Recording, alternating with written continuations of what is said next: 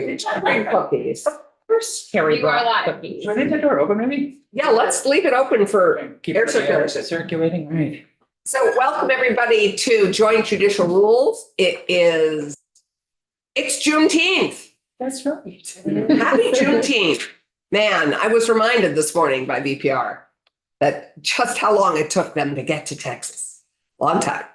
I'm Allison Clarkson, Chair of Joint Judicial Rules, and we are meeting today for the first time without our dear Dick Sears. So I just want us to take a moment to say thank you to Dick, who maybe is present in some capacity, but he was a longtime Judicial Rules attender, cared a lot about Judicial Rules, and was chair of Judicial Rules for every, I think the last time the Senate chaired it. You're right. Yeah. So thank you, Dick, and welcome everybody else he would want us to rock on. So we're going to rock on. Why don't the Judicial Rules members introduce themselves? I'm Allison Clarkson, Windsor County Senator. Tanya Bichowski, Senator from Chittenden Central District. Randy Brock from Franklin. And Martin and Barbara. I'm Barbara Rachelson. I'm a state representative from Burlington. And also we have Martin and we have Tristan all the way. Oh, good. I didn't see you, Tristan. Tristan and then Martin. Just coming on with sweating after feeding my animals and giving extra water. State Representative Tristan Roberts from Halifax, representing Wyndham 6. Thank you. State Representative Martin Malone, representing Chittenden 12, South Burlington. And whose seat I am sitting in, because Martin is chair of House Judiciary and we are in House Judiciary because it's a nice intimate room and we have, intimate work to do. So I thought today we have our agenda, and I know Judge Treadwell is on first, but I would just love to sort of discuss first our process and timing. And we have gone into a system where rules go into effect now 2 times a year, January 1st and July 1st. Yeah. And our first rule that we're taking up is indicative of part of the challenge I want to address, which is, and we can think about it or we can make a decision about it. Maybe we just want to discuss it. But if you look at this rule, it was promulgated and it was proposed in December of 23. It was promulgated in May of 24, but it's not effective until January 1st, and it has not yet been reviewed by us. So the challenge here is that once a rule is promulgated, we can't make comments. So we have to change it up in order for us to have comments. So I would love to have us consider moving on to a schedule of promulgation too, so that we can discuss things right up to 2 months before they go into effect. I'm looking at Emily because I know Emily is the one we really have to work with on this. So I think that's what I just think it makes it sort of hard to have had a rule promulgated in almost 7 months before it goes into effect, which doesn't enable us to comment on it. And sometimes our comments are useful. Yeah. And they have changed things and they have changed rules. So I guess that's my question to all of us is that the full question? I think that was my major concern when Eric kind of goes through these with me and helps me understand fully what is being proposed. And it popped out to me like, really? We can't discuss these for so long. So I think that's anything to add to that? Eric Fitzpatrick, Legislative Counsel. No, I think that we were sort of looking at 2 different things, and the next one is sort of in the next couple of rules, and it's the same idea of timing. The one you just mentioned is that might there be, by adjusting the promulgation date, an ability for the committee to comment, as opposed to, because once a rule has been promulgated under the statute, the only option for the committee is to formally object, right? Which keeps the rule from going into effect, at least under the statute, pending any constitutional challenges to that. That hasn't happened yet, and you try to avoid that. So, Now, there have been occasional instances, like you'll see one even at the very end of this agenda, where after promulgation, the committee notes something and the committee sort of repromulgates it. But that's very unusual. I Right. can think of that only happening once or twice in the 20 years that I've been working with this committee. So that process could certainly be changed so that it became more standardized for the court to make changes after promulgation, but that hasn't been the practice so far. So, but I think I'll let Emily and Terry speak Yeah. to this, but part of the issue, I'm sure from the court, and Emily and I have had a chance to speak about this as well, because we kind of work, as the year goes on behind the scenes to try and adjust the schedules. And I know they do what they can from the court's end to work with the perceived timing that the Right. committee meets. But one of the challenges is that we haven't been meeting during the session. So that may be a way that we can talk about how to, I think what you're saying, Senator Clarkson, is how can we maybe adjust the schedule a little bit? And that may be part of it. yeah, I mean, it just seems to me, now that we've sort of made more routine the effective dates, why don't we consider, and obviously nothing is not flexible once, I mean, we can make it whatever we want, but if we had sort of a promulgation effect of 2 months before it goes into effect, because it has to be promulgated for 60 days, right? Anyway, that was just my idea that I thought we might discuss. What are your thoughts? Yeah, that's helpful, because we were having the same discussion, wondering what would be the best. Great minds, clearly. timing. Emily Wetherell, Deputy Clerk of the Supreme Court, for the record. Thanks, Senator, and also we do feel Senator Sears' absence Yes. greatly here, so thank you for that moment. I think those are maybe two different questions. Maybe one of them is for the court in terms of those rules that aren't going to make the July 1st promulgation date because they need that minimum of 60 days to be effective. If there's a possibility of waiting to promulgate them so that that gives this committee a little, I mean, they wouldn't go into effect until January 1st anyway, so that could wait until the fall or something like that. If we met in September. And I think that's a great suggestion to think about, leaving that comment period open. The two things I would say about that is, one is it's helpful from my perspective if I know that there's a meeting scheduled, so that I'm able to say to the court, could we hold off for, a few months on promulgation? It still would go into effect January 1st, but the Legislative Committee on Judicial Rules will be meeting on such and such a date. So that would allow them an opportunity to weigh in during the proposed phase of the rules. And then the other thing is that sometimes the court does promulgate with a little bit of leeway before the effective date, because people need that more advanced notice to prepare forms or get new procedures in place because of the implementation. That implementation stage of the rule needs a little bit more of a runway. So I could see some instances where waiting until October may not be Maybe too short of a runway. maybe too much. I mean, it's a minimum of 60 days usually between promulgation and effective, because that's what's in the statute. But sometimes the court does do a little bit more of a runway to We have a 7 month. yeah, I'm not saying this one in particular. I'm just kind of, Yeah. those might be the two things would be if there's a meeting scheduled and I know, they're going to meet in June or they're going to meet in September. Could we wait, for that meeting?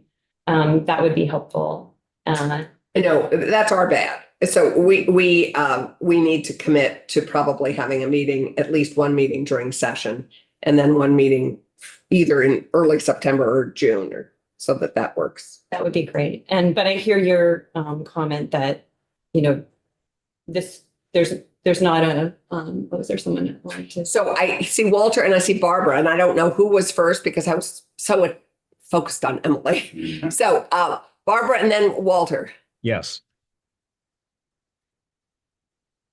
So I think these are great points, and I'm starting to wonder about unintended consequences, and I think people just spoke to that, but I'm wondering if we had a schedule of possibly even 3 meetings a year, and one could be canceled if it's not needed. But so if we met once during session, once in the fall, and once in the summer, if that would help. But for sure, it seems unfortunate if this committee does not get to give their input before the promulgation process. So I do think it's an important thing to, Allison, I think that you pointed out, and to come up with a solution for. And I'm also wondering, and Allison, you were saying that this is flexible, that there's be some caveat of promulgation, or a meeting can occur if there's, let's say we have another lockdown and we have to come up with other emergency rules or whatever. So just, as you said, some flexible lever that can be accessed. So we're Right. not tying everybody's hands up. I think we always have that flexibility. I always channel Mike Obahoski on this, who said, well, I won't repeat what he always said about what we could do, but I will say that I think I've always taken away from Mike's leadership the feeling that we can pivot, and we have shown that we can pivot when we need to. Walter, you had a question. Yep. And of course, there's always some background here more than is revealed. But I agree with all that's been said, including Barbara's last comment about, please give us another LCJR meeting. It sounds odd for me to say that. Please give us another chance to propose in our rules. But as you've said, so many of our proposed rules have been improved and even expanded to new rules at the suggestion of members of LCJR. So that's all good. This particular one, 41.1, I think was an outlier, because the comment period closed in February. You got to go back there. We didn't get any comments at all about it. Judge Treadwell will tell you. And then, so we recommended it for promulgation, which happened in May. Right. Which was so close on to the court's next meeting to discuss this, that Emily and I had a conversation about it, and it basically came down to how critical would it be to promulgate this sooner rather than later. Sooner meaning within the 60 days to later. And this one, we discussed and decided the recommendation should be that it was not so critical that it had to go into effect 60 days. And we wanted to honor what we had set as firm dates for the benefit of the bar of effective dates of January 1 and July 1 each year. And so July 1's coming up, and it wasn't soon enough for that. Perhaps it could have been on a shortened period of time for implementation. So it's an outlier, but recall all of us, please, the rationale for this is that we were getting comments saying the bar never understood that a rule had become effective. And so the purpose of the amendment regarding promulgation dates was to see that there was January 1, IUGA, better read those new rules. July 1, read those new rules. So that's my take. But I agree with all that's been said. Okay. So why don't we then propose something for our next meeting, or actually, because I think we'll probably need to meet this fall. Is that a hope? Yeah, I think before to prepare for January 1, if there are other things that are going into effect in January. typically what would have happened, sort of the timeline most often would be you meet again either or. Sometimes it'll be September, sometimes it'll be December, sometimes it'll be both if there happens to be, sort of a buildup of rules. That's where Emily and I will sometimes chat and say, what have we got? What's on the back burner here? But it could be that with these, and I think this is something that would come up when Emily and I talked the other day, is that with the fact that there's always going to be a January 1st implementation date, that maybe it would be wise to plan on both instead of one or the other, September and December, and then the March or April in session, and that'd be your three. Right. So I'm going to propose that we actually consider meeting early in September, and that we have a proposal on the table between the three of us. We can have a proposal on about how we handle this, and we can discuss that in addition to whatever else we have to discuss and what other comments that we need to make. Does that make some sense? And we can all weigh in on how we feel about that. That makes some sense? Okay, good. Thank you. Well, thank you. Anyway, it just seemed like, oh, really? We can't even comment on this. And actually, people may have some thoughts. This is one of the, unlike a lot of the technical ones we're going to deal with later, this one actually is one that this is one that actually people may have some thoughts about. So with that, John and Walter, I think you're Judge Morris and Judge Treadwell. Yep. Sorry, I'm pretty informal. That's okay. I know it's summertime, right? Yeah. Although you both have ties on. Yeah, well, we had to John pretend has we're his judges jacket for on. the day. Yeah. So I would take it away. Why don't you address our first promulgated rule that we're going to be looking at, which is 41.1. So, thank you. Thank you. We actually have another piece of news that we wanted as criminal rules to bring before the committee, which is that Judge Morris is retiring as the reporter as of June 30th. That's correct. And the court has appointed Professor Shannon Heary from VLGS to be the replacement reporter. And Professor Heary is with us today so that we could introduce the new reporter of criminal rules to the committee as a whole. Can we celebrate her arrival and mourn Walter's departure all at the same moment? Absolutely. And we can do that in this committee because we have Croissant's cookies and you don't. by attending remotely, you lose. Oh, But hey, look what we have. So Yeah. Shannon, welcome. And would you be kind enough to introduce yourself to all of us? Yes, nice to meet all of you. I'm Oh. Shannon Heary. I am a professor at Vermont Law and Graduate School, and I am looking forward to the new role, albeit I think Judge Morris will be very missed. So I'm looking big forward to meeting all of you in person one day. And how long have you been at the law school? Oh, sorry. I started in the spring of last year, so about a year and a half now. Mhm. And what are your areas that you teach? I am teaching criminal law, criminal practice and procedure, and evidence. Perfect. Well, I mean, where did you come to us from? Yeah, I guess I could have done a better introduction. Thank you for all these questions. Well, that's okay. I'm a good interviewer. Yes, you are. I was a public defender in practice for about 12 years prior to switching over to being a professor. I worked in Brooklyn, New York, and then in Baltimore, Maryland as a public defender. B. And we hope, are you living close to the law school? Are you in our area? Not close to the law school, but I'm in Shelburne. So that is not close to law. Not close. It's great to have you. Welcome. So take it away, Rule. And Walter, we're going to miss you. I will miss you too very much. I have loved getting to know you through this and through retention. So, I mean, that's how I've gotten to know you. Happily not having to come before you. These are like, for me, they're like conversations with colleagues who are doing the unsung work of making sure we have good rules. And I can't tell you how many comments have come forward from all members, past and present and past, that have added to our work. So it's a good thing. And I've been doing the reporter work for 14 years after I retired. It's like a priest or something. You can't get away. And I've had 3 rules committees over time: electronic filing, public access, and criminal. Oh, yeah.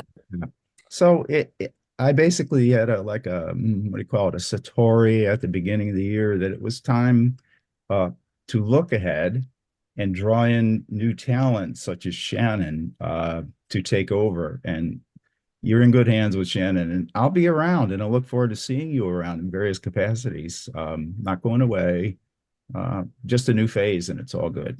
It's a celebration today for me. Well, we're celebrating your many contributions to this committee's work and to the rules, judicial rules for the state. And we are so grateful to you for your work over all those years. And so I don't know who wants to start on this, but we welcome whoever would like to launch into the discussion of this, because this builds on a rule we already have, as I understand. Yes. It is an amendment to the non-testimonial identification order rule. Non-testimonial identification orders are basically a variety of search warrant that allows the state, and in some occasions the defendant, to seek an order from a court that certain identification procedures be pursued. It is generally the rule that is used For example, if the state is seeking a DNA sample from a subject of an investigation to identify, a potential perpetrator of a criminal offense. In 2010, the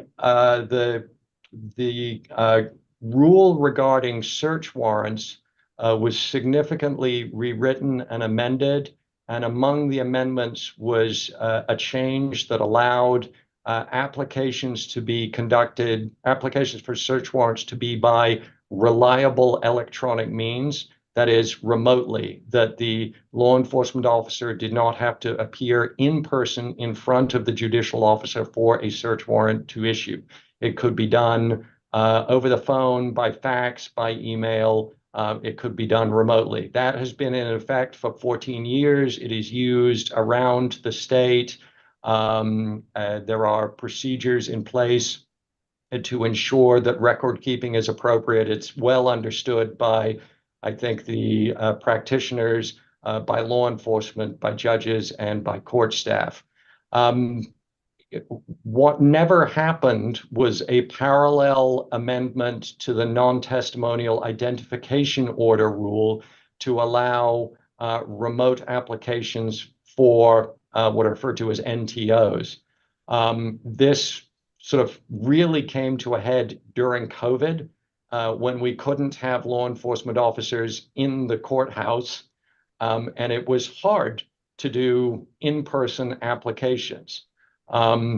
Ultimately, a decision was made in the committee that a minor tweak to the rule could be made to allow applications to be made remotely in the same way that search warrant applications are made. And that is what this proposal does. It was put out for comment, and we received no formal comments from anyone. I did receive a number of communications from other judges saying, thank you for thank you for proposing this. It's difficult when you're doing NTOs in the middle of the night to have to explain to the law enforcement officer that if it was a search warrant, we could do it all by email, but because it's an NTO, you have to come to my house. Right. Judge Morris, is there anything to add, do you think? No, I think that's basically it. I would call it an update need discovered long in time, because the existing text has been in the rules since 1973 for NTOs without any amendment at all. So we still have these outliers catching up to the tech or the appropriateness of formally used language that's no longer accepted. So. Right. Shannon, anything to add? No, thank you. They summed it up very well. So it strikes me that actually this is even more important, because NTOs are like blood tests, are timely and they're important. If they don't happen, they often aren't effective. Right. Right. Yep. So it strikes me that just as important as the search warrant. So I'm glad we're finally catching up. I'm surprised it's taken us this long. But there we are, better late than never. And committee, any thoughts on this? I have a question. Yeah. Is the term reliable electronic means one that's used more broadly in our rules? It is defined in the search warrant rule. There's the reference to Rule 41D4, and the term means, I have the rule in front of me. This is a long rule we got on our search warrants. We've expanded it. The term reliable electronic means shall include facsimile transmission, electronic mail, or other method of transmitting a duplicate of an original document. Thanks. Well, one of the issues that has come up widely in state government is with the presence of AI expanding exponentially, the problem of deep fakes and other kinds of what previously were considered reliable methods of transmission is growing increasingly questioned. And so the question is anybody within the judiciary, particularly the judicial IT group, looking at this issue at this point? There is a committee on AI in the courts that's just been comprised. I think it was in March. Terry might be able to better address that. Terry Corson, State Court Administrator. In fact, Judge Treadwell, we asked each of the chairs of all the rules committees to form a court rules subcommittee for the Artificial Intelligence Committee. And I'm making a note that this may well be an issue we'd like to look at. So that may be something we want to talk about in our September meeting and have an update on it. Okay. That'd be great. Terrific. Judge Alex Burke is the chair of the court rules subcommittee. Who is? Judge Alex Burke, he's one of the newly appointed judges. Oh, great. He has a Filling very, out, man. yes. Any further comments? So I would move, so I can't remember, we don't vote on these because it's already promulgated. Oh, Barbara, I'm sorry. No problem.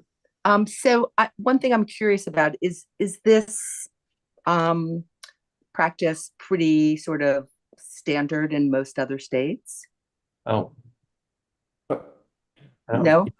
Judge Morris can answer that. I don't know. It's certainly Oh. a standard practice in Vermont and has been a standard practice for a number of years and is well understood in the courts.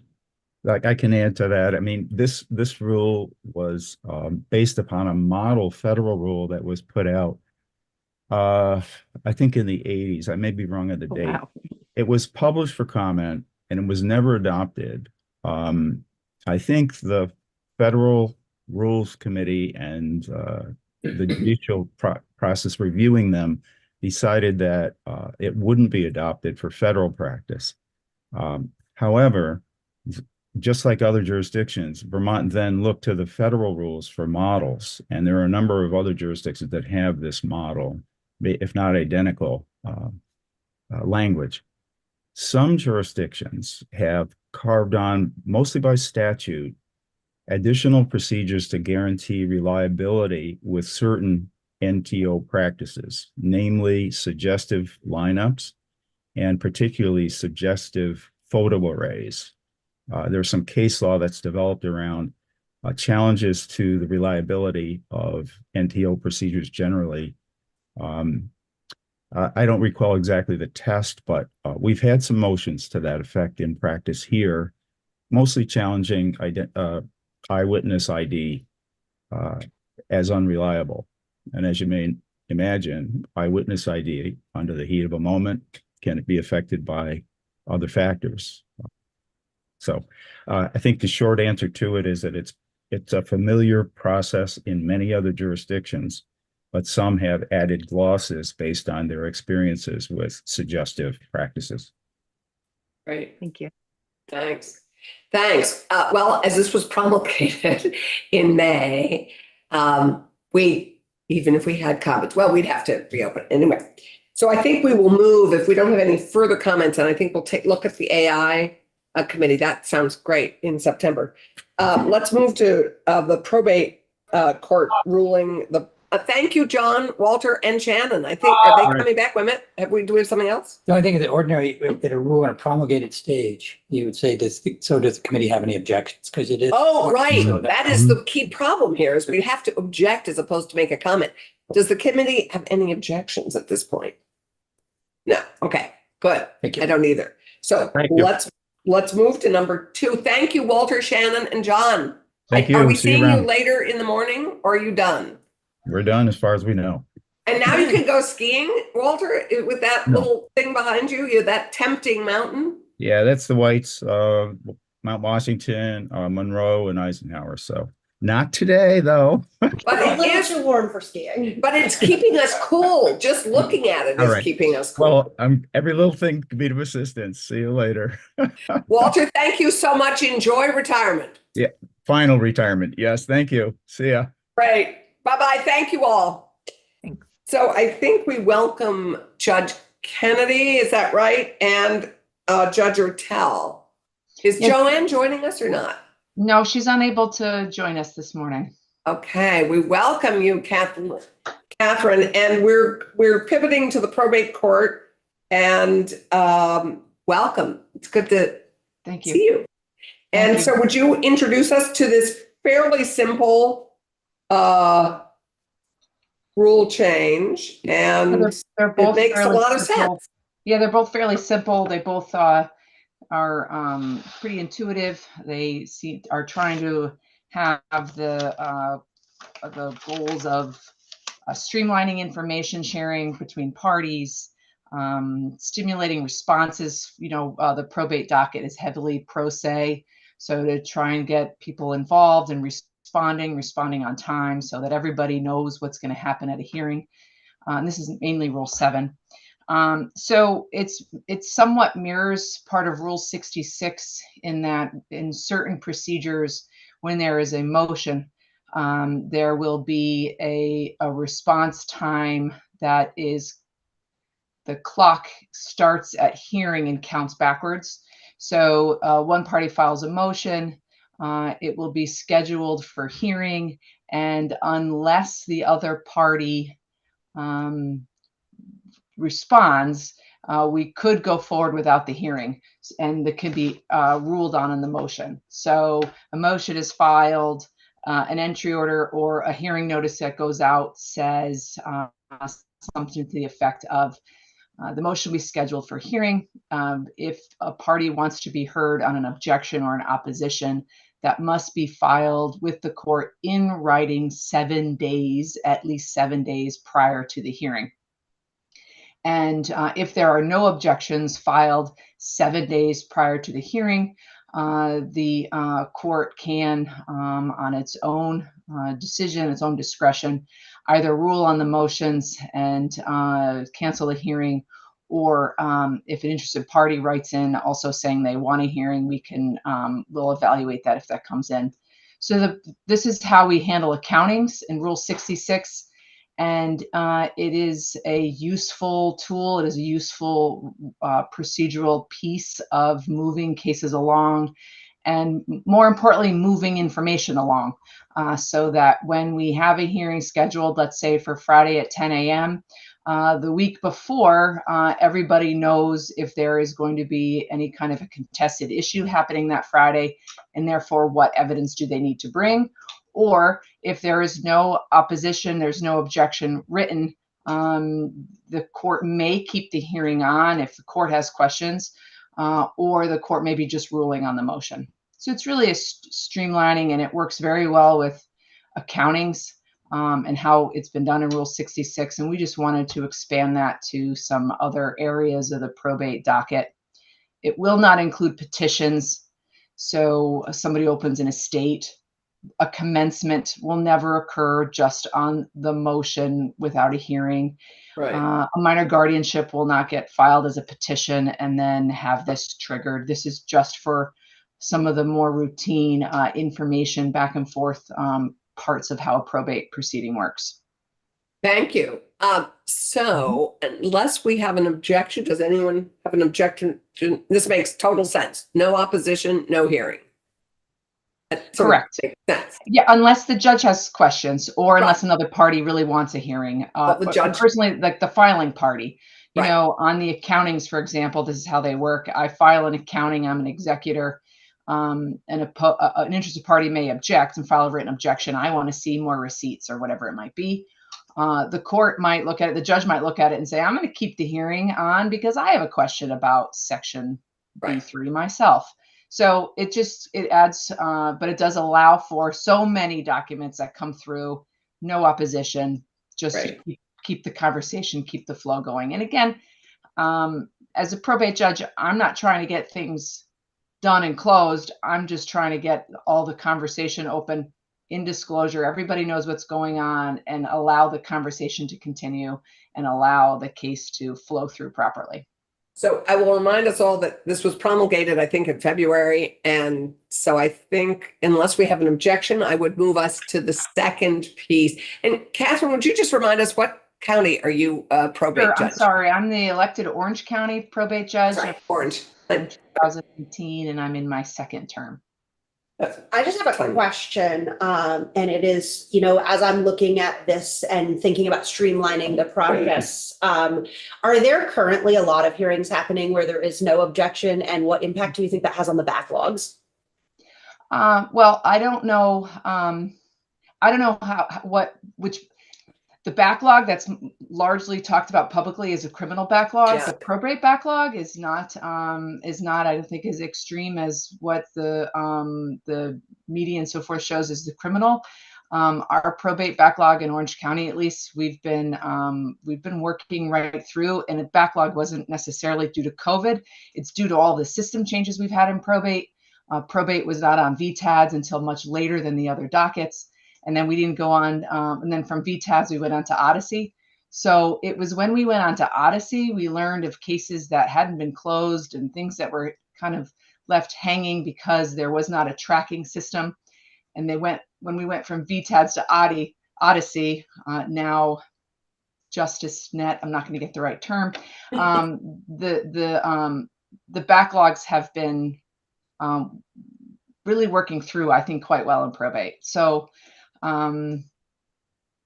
it's not necessarily a backlog prevention system. It's a keeping things flowing that are currently open.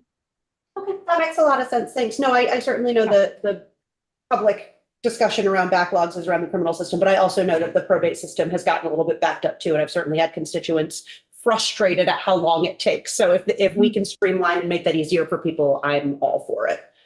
Yeah, probate is sometimes a hard place to get people to appear in court. I don't have the mechanisms available in other dockets to have people attend, and we do have a difficult time getting people in and getting people to respond. And so this allows the court to move forward for those that are no longer responding or no longer wanting to be involved, but not taking the extra step to articulate that. They're just failing to appear and failing to communicate with the court. So that will help, I think, on some of those cases. Great, thanks. So if there is no objection, I think let's move on to the second part, Catherine, up to 16.1. Yeah, this is the mediation rule. And this, again, was in response to keeping things moving. And now that we have the technology of being remote or being hybrid, it allows for mediation to be conducted either in person, remotely, or hybrid. And the probate docket, I'm sure as other dockets, but largely the probate docket, we have people from all over the country, sometimes all over the world, who are heirs or who are beneficiaries and family members spread out. And so this is an opportunity for us to keep mediation, which is such a useful tool, as you all know, in our tool belt. And if we can effectuate mediation now remotely, when all parties agree or when the court orders, or a hybrid version thereof, again, it just helps the system flow better and allows for communication to flow better. Right. And then the other part is sometimes in probate, it's hard to know who's at the table. You got a family of 6 children, and then there's other beneficiaries, and there's other things going on, and spouses of, and who goes to a mediation is always a question. And so this gives the court the authority to identify who's participating in mediation. If you have a trust case, there are levels of beneficiaries, who has a seat at the table. And this gives the authority to the court to perhaps widen the net if there are more people that need to be involved at the table. Perhaps there's civil litigation going on at the same time, or a family case going on at the same time. So that just expands who's got a voice, or perhaps it narrows who has a voice.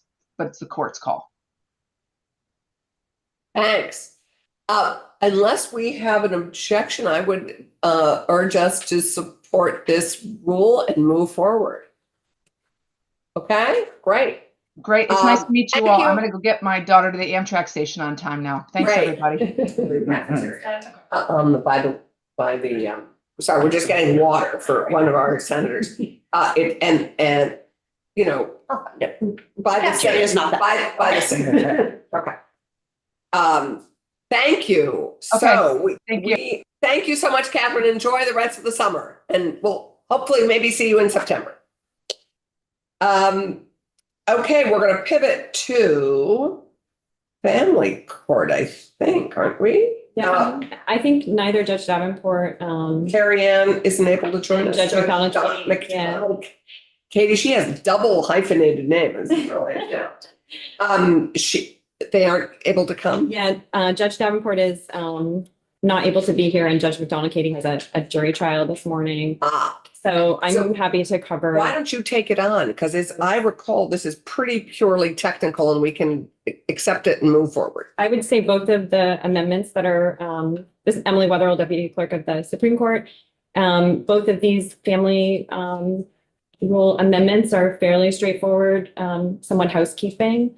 So the first one in Family Rule 1 has to do with updating some of the terminology in that rule that's outdated and has been updated in other rules, but for some reason this rule that had not happened yet.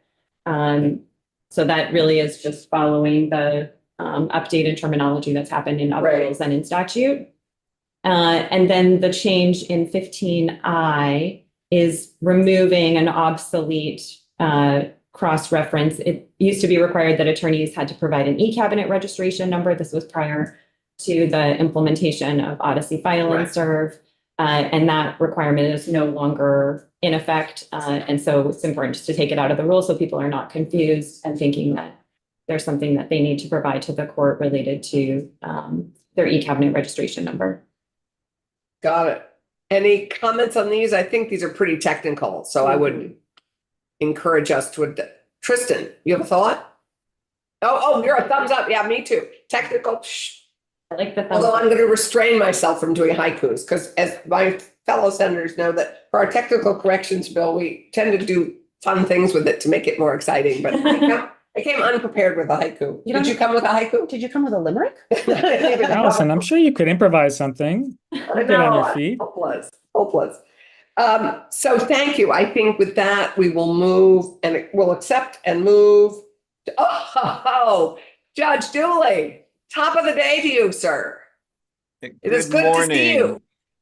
Hi. It's nice to see you and other folks that I know and some I don't know, but Let's it's a introduce pleasure to come ourselves. back to this committee again. It's wonderful to have you back, John. And if you don't know us, you know who I am, Allison Clarkson. Of course. Tanya Vyhovsky from the Senate Judiciary, and Randy Brock. and Barbara and Tristan and Martin. Are you going to Okay. go for it? Introduce yourselves. Hi, I'm Representative Barbara Rachelson. We have met. I am a state rep from Burlington. Nice to see you. Nice to see you. And Tristan and Martin. Hi, Representative Tristan Roberts from Halifax. Great to see you. Thank you. Representative Martin Lone from South Burlington. Say hello to Sandy from me. Yes, well, we all say Thank hi to you. Sandy. So, John, the only thing you're missing by not being here in person are Terry's delicious cookies. So, Yes. Well, yes. I'm Yeah. now retired 5 years and I've lost a little weight. oh, well, no comment on that. So, sir, you and Emily are taking on our favorite rule, electronic filing. The newly renumbered 6. Are you doing 6 and 7 together? Yes, you're doing all the electronic filing. So Yeah, there are 3 of them. Take it away. Okay, thank you. So let me talk a little bit of the committee. The Electronic Filing Committee was originally created to create the rules of electronic filing, and then the rules amendments needed to have electronic filing available in the Supreme Court. It, however, recently has been made into a permanent committee, so it is a normal committee like the others that are presenting to you today. Of course, it has only one set of rules, that is the rules of electronic filing, and everything we do is about those or impacted by those. The 3 issues, the first one, you have actually seen these rules in their proposed state, as I understand it. so the first thing to say about them is that what you saw is what they are. That is, there wasn't any changes in them. And there were surprising, I must say to me, no comments on them either. So they are, as I say, what you have already seen. There are two main subjects actually that are affected by it. How you file motions and how you file and issues related to review of filings and rejection of filings. Both of these are responses to user comments and concerns. And I'm going back now a little bit because I've been in this committee a couple of times on it, and those who weren't, I can say that we got off to somewhat of a rocky start with electronic filing. It isn't a great surprise given the amount of change that occurred as a result of it. But even though we bought a program that was fairly well developed and is used all over the country, there were issues there in the initial creation of it. And in the first year or two, this committee met constantly, and a lot of it in response to consumer complaints and comments, or just generally comments, not necessarily complaints. It's now gone down to much less of that sort of thing. The two things we covered was concerns about rejections of electronic filing. That is, somebody involved in a case filed a document and it was rejected, and wanted, sometimes got in a dispute about the rejection, and thought the rejection wasn't the proper remedy for it. So what we did is that we created now a list of possible we were much more careful of describing what could be rejected. We created a list of it. If you go on the Supreme Court website, you'll find a list of what can be the grounds for rejection. Made sure that the rejection was explained fully. That's part of what the rule was about. That was one. Two is we became more streamlined on how you file motions. We had a original distinction between types of motions that I don't think worked. And even some of the staff was saying that they didn't think it worked. So we went to a more streamlined, essentially rule that any motion had to be filed separately from any other one, even though you can file some things with it. Again, no comments. Since it got enacted, it has worked, as far as I understand, quite well. We've gotten no pushback at all on it to the committee. And as I said, you've already reviewed it and had no comments earlier. Right. That's right. And so, John, just to interrupt you for a sec, that was on 5. Was that all 5. entailed in 5? All entailed in 5. Okay, so actually no action is needed on this. And so if there have been no comments, any objections from the committee? Tanya. I don't have any objections. I am curious. So the e-file, what we call the e-filing system, is that the same across all the dockets, criminal, probate? Okay. And you said there's an e-filing committee? Yeah. So I actually get significant complaints from constituents about the e-filing system, and that it actually really isn't e-filing. It's scanning documents and printing documents as opposed to fully editable PDFs that could be fully digitized. And I wonder if there's any conversation about moving in that direction, and if not, why? I'm going to give you a partial response, because not being actively involved in the committee as I was as a sitting justice, I'm not sure that I'm up to date with all of the changes that occurred. And Terry Carsones, who I believe is there with you, may be able to give a fuller response than I do.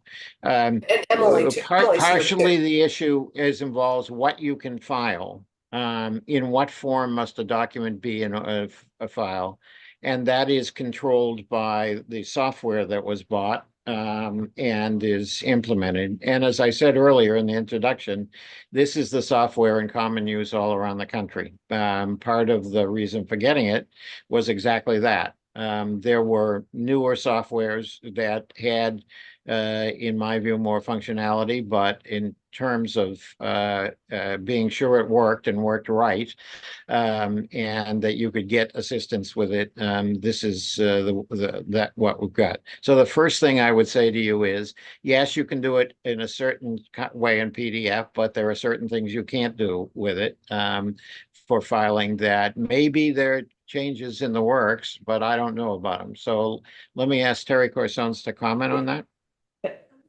Sure, Terry Corson, State Court Administrator.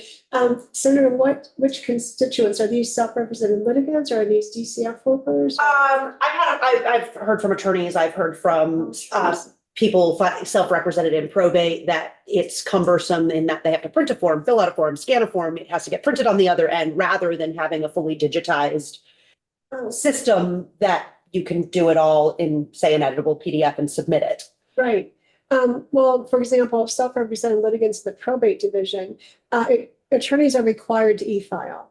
Self-represented litigants have the option. And many self-represented litigants actually, so as not to have to deal with the Vermont Rules of Electronic Filing, which can be, somewhat complex, they have the option of emailing documents to the court. So that may be what they're doing. And they may say, well, that's not full e-filing. It's not, but it's an option that's available to them. And most of them, it's much simpler than, for example, registering an e-filing and following the Vermont Rules of Electronic Filing. Mm-hmm. But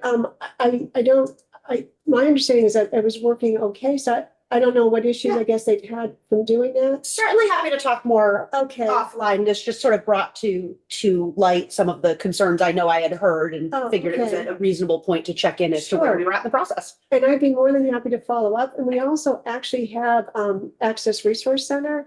It's people who help self-represented litigants with these kinds of issues. So that might also be a good resource for them to be aware of. They can either call them or email them, and they can give them assistance with filling out the forms, filing the forms, et cetera. So That might be actually something, Terry, that all legislators should know exists, so that we can send our self-representing constituents there. I mean, okay. it's a resource I'm not sure all of us know exists. Oh, okay. Then I can send you the information on that too. That would be great. Yeah. That would be helpful. If you remember, it started out originally at Costello, it was going to be an in-person, but with COVID, it got delayed, and it was actually an advantage that it was, because now we've pivoted to making statewide available because of Which is now great. remote capabilities. So I can send you all information on that, but that might be helpful for your constituents, kind of similar to those green cards that we have for your constituents, to tell them what resources are available, the low bono projects, Vermont Legal Aid, Vermont Lawyer Referral. Right. So this is helpful. This is good to know. This, I will remind us, this actually went into effect January 8th. So it's already a done deal. So we appreciate the discussion, though, and very helpful to learn. And also we're just reminded that you two are such a resource when we have challenges too. Yeah, I will circle up with the folks that have made complaints to me and then right. connect with you to figure out what could be next. Okay, great. Awesome. Thanks, Terry. Thank you. I just Okay. had one thing too. Yeah. All right. There are a lot of forms available on the website that are fillable PDFs. Okay. So great. they may not be aware of that. They might be printing them out and filling them out, but many of the forms are fillable PDFs on the website. And they can just be submitted right from there, so they can fill them out and submit it. You can't, you'd have to save it as a flattened PDF in order to e-file it. Okay. But you could print it out and file it by mail, or you could file it by email, which is what Terry was You explaining. print it and then fill it or fax it. You could fax it, or I don't know if you can fax it, but you can email it. Yeah. I still have a fax machine. Of course you do. So are we ready to move on to the second one, John and Emily? Yes, the second and third are again Sorry. technical. Okay, we're ones. looking at number 8, is that right? I mean, number 7, but electronic filing 8D. It's Yes, it's pretty technical, as I recall. right. The only thing, there wasn't from the beginning, we are in the 2020 rules. So the beginning is 2020. That's when the system was rolled out. There was from the beginning a rule requiring exhibits at trial or hearing to be entered into the electronic case file. And then it went on to say a little bit of how, but because that never had gotten done before, really, the original rule was relatively vague. There was a committee of the trial judges who were working on it as to how they might implement it. And one of the comments, we actually got 2 comments on this, related to that. But as far as what things needed to be done by electronic filing, the only thing that we wanted is that the the exhibits be put in as separate filings. There had been instances, as I understand it, in which a party would take a bunch of documents and put them in all together. Then finding the one you wanted would be difficult, and working with a particular one would be difficult that way. So the only thing is that they have to be filed as separate documents. That doesn't mean that the overall filing has to contain only one document. It means that they must be separated and separately described for purposes of filing. That's really a technical requirement. Now, Yeah. one of the comments we got was, well, judges are requiring pre-filing of these things by certain dates. We want a uniform date.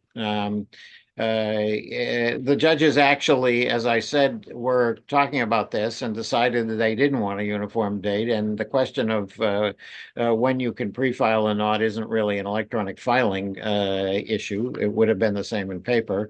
So you don't see here a amendment to the rule for that purpose. We only dealt with the form, how you do it. That's what electronic filing is about, and that's why it's just a technical change. Thank you. And this goes into effect, this is on our July 1 schedule. We hadn't reviewed it, so again, we would have to object. Do we have any objections? No. Okay, great. Then let's move on to the next one, which is, I think, Rule 2 and 8. 2C and 8C. Yeah. Okay, great. One of the things that came along, and this is kind of related to the comments about using documents and not electronic form for purposes of filing, is we receive things that are put into the case file for purposes of use that can't be electronically filed. The one that probably prompted the action in this regard was videos and audios. Right. A video, for example, of a police officer stopping a DUI suspect when there's an argument about whether the officer acted properly thereafter. And the video shows what the actions were for it. Those things can't be filed directly in this program. And so the Supreme Court got a special committee together on how to deal with those kind of things, and created a separate Administrative Order 55. I don't know, but Emily does know, I'm sure, whether that's been reviewed by you. So they will not go in through the Odyssey electronic case file. They'll go in a separate way in a separate place, but still be available, of course, for use during a trial or a hearing or anything around, and available for purpose of access. So that technicality is what this rule says with the amendment. First, it makes clear from the 8C. Is that 8C? That's 8C. First, there's a definition addition to be clear that electronic case file means that file in the case management system. That's what I started with. It couldn't be the video I was talking about, couldn't go into the case management system. And then terming those digital evidence, it's simply a cross-reference. Oh, go look at Rule 55, Administrative Order 55. The way you do it and how it's done and where you file and all of that is covered there. So it is just a technical cross-reference in the end. Thank you. So I have a question to go back to our earlier discussion about the timing of promulgation and effective dates. So Emily, did you guys need a long runway for this? Is that why we have such a long runway between a promulgated rule in June and the effective date in January? I think it's just that they were ready to be promulgated in June, and then it was too soon before July 1st, so they. Oh, because it didn't have 60 days. Yeah, and so now I've taken into account your. No, I just was curious comments whether this would require more time or just it happened because we didn't have 60 days. I think that it's helpful to have it there because of the cross-rep. I mean, it hasn't been promulgated yet, but I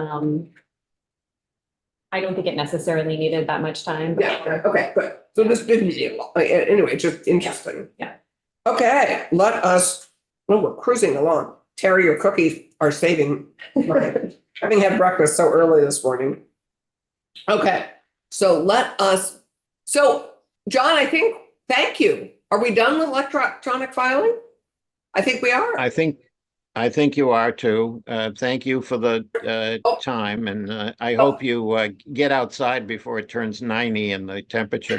Already 90. I think it probably already is 90. Oh, of course.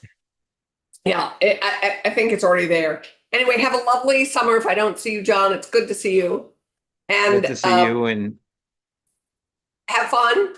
Say hi to you Sandy. folks also. Yeah. And I think we'll welcome Alan Keyes. There. Not here yet. Not with us yet. And Just send him a quick. And Professor Vigilant. Pam, is Pam a professor at the law school? Yes. Yes. How do I not know her? How do I not know these other professors? One was fairly. Because we've stopped having spouse events at the law school, quite frankly, except for graduation. Oh. Graduation, we had to be somewhere else. I can't remember. Anyway, yeah. So should we skip so we need Alan and Pamela for the next two, I believe. Is that right? For the next that three. whole page. Right. For the whole page. Ah, okay. And what's the last, and who do we need for the last page? Judge Tomasi. And I bet Tim Tomasi is not with us. I think he's planning to come, but not until. Yes, yeah. And I just sent Alan a quick message, so. Are we running ahead of time? I don't think so. Yeah, a few minutes ahead. No, we're rocking it. 4 minutes ahead of 11:10. I'm just channeling Martin's superb leadership in this chair. You know? Getting things done on time. So it's the chair that gives him the chair. superb. The chair is channeling effectiveness here. And I think, Allison, I think it's Keyes, not Keys. Yes. It is, you're right. Thank you. I don't think I had actually said his last name, had I? I just said Alan. But it is Keyes. So should we take a 1 minute break and go? I'll go and get more water and get water for anybody else. Could we take a 1 minute break? Yeah. Will you deliver